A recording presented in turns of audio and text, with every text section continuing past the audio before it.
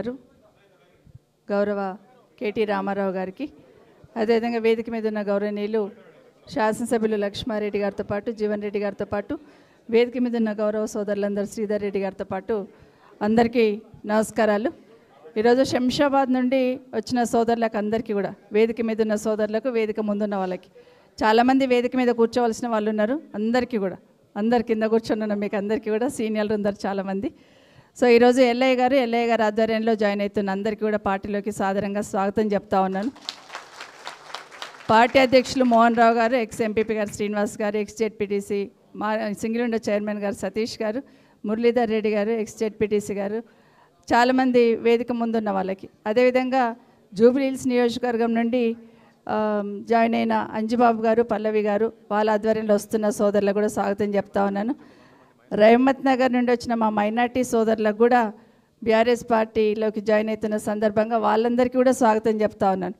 అందరి ధ్యేయం ఒకటే. ఈరోజు 2 సంవత్సరాల కాంగ్రెస్ పార్టీ పాలన చూసిన తర్వాత, అయ్యో ఇలాంటి పార్టీలో పనిచేస్తే ప్రజల ముందు కూడా వెళ్ళలేము, తిరగబడి కొట్టే పరిస్థితి వచ్చిందని ఆలోచించి 10 సంవత్సరాలు కేసీఆర్ గారు అందరినీ కడుపున పెట్టుకొని కాపాడుకున్నాడు.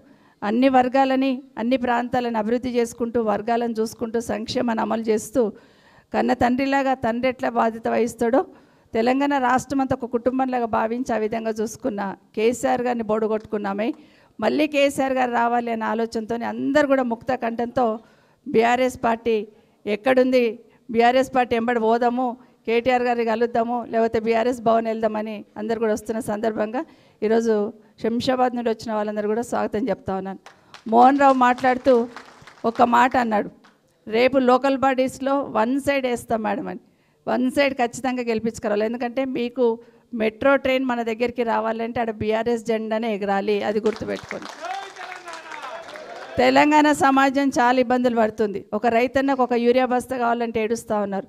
ఒక యంగ్స్టర్ కాలేజీలలో ఫీజు కట్టాలంటే ఫీజు రియంబర్స్మెంట్ రాక ఏడుస్తూ ఉన్నారు. ఒక ఆడబిడ్డకు సంబంధించిన కష్టాలు మనం చూస్తూ ఉన్నాం. కిందికి వెళ్తే కేసీఆర్ గారు ఇచ్చిన మిషన్ భగీరథ నీళ్ళు కూడా చక్కగా ఇయ్యలేని పరిస్థితులలో ఉన్నారు. రైతు పండిన పంటలు అమ్ముకోవడానికి పరిస్థితి లేదు. ఇప్పటికీ కేసీఆర్ గారు ఉంటే రైతుకు సంబంధించి, పత్తి రైతులకు సంబంధించి ఇప్పటికే కొనుగోలు కేంద్రాలు ఏర్పాటు చేస్తున్నాయి. కానీ ఇప్పటివరకు అవి దిక్కులేదు.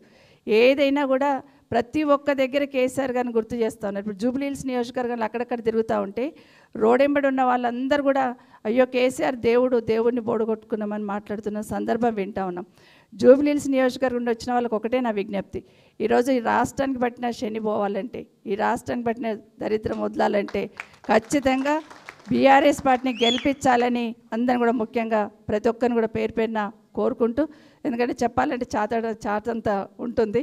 కానీ గౌరవ మన అధ్యక్షులు వర్కింగ్ ప్రెసిడెంట్ గారు కేటీఆర్ గారు మాట్లాడింది విందాం. మరొకసారి మీ అందరికి స్వాగతం చెప్తూ, కొత్త పాత లేకుండా అందరు కలిసిమెలిసిగా ఉండి బీఆర్ఎస్ పార్టీ గెలిపే ధ్యేయంగా పనిచేయాలని సీనియర్లు ఉన్నారు చాలామంది శంషాబాద్లో. మీకు అందరికీ తెలుసు వ్యవస్థ ఎట్లా నడిపించుకుంటాం. ఏదున్నా కూర్చొని మాట్లాడుకొని పార్టీని పటిష్టంగా ముందుకు తీసుకుపోతూ రూలింగ్ పార్టీలో ఉన్న వాళ్ళకి సమాధానం చెప్పాల్సిన శక్తి మీకు ఉంది. కాబట్టి మరొక్కసారి మీకు అందరికీ కూడా స్థానిక సంస్థల మీద దృష్టి పెట్టండి. మీరందరూ కూడా వచ్చి జూబ్లీహిల్స్ నియోజకవర్గంలో అందరూ కూడా పనిచేసి ఇక్కడున్న అభ్యర్థి విజయం కోసం పనిచేద్దామని తెలియజేసుకుంటూ, జై తెలంగాణ, జై కేసీఆర్.